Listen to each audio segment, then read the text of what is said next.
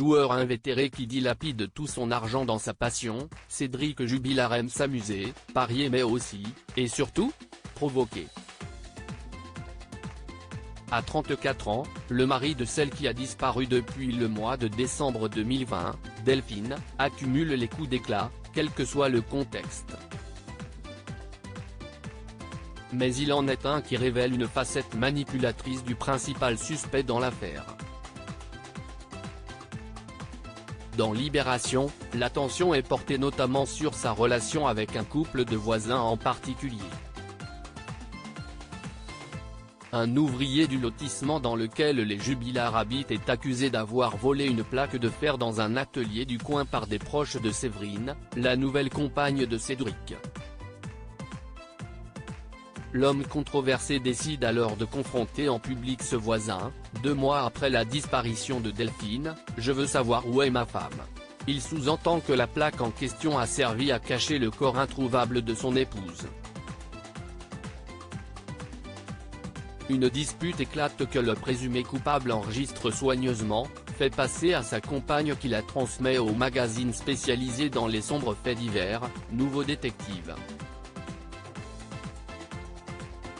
Vous me demandez s'il a fait courir la rumeur sur le ton de la blague ou s'il était sérieux, je vous réponds que oui, il était sérieux, déclare sur PV le voisin, rapporte Libération. Pourquoi avoir choisi de traîner dans la bouse cet homme? Certainement parce que sa femme Elena, le prénom a été modifié, est une amie de Delphine, dont Cédric s'est souvent moqué avant de les mépriser.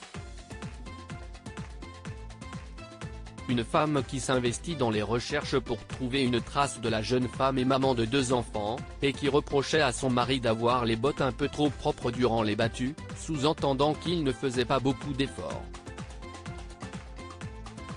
Provocateur, manipulateur.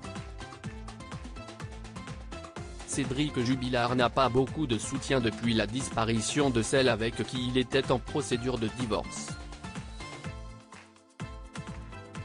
Cette histoire ne joue pas en sa faveur et s'ajoute à de nombreux propos de son entourage qui le décrivent comme un homme agressif et calculateur.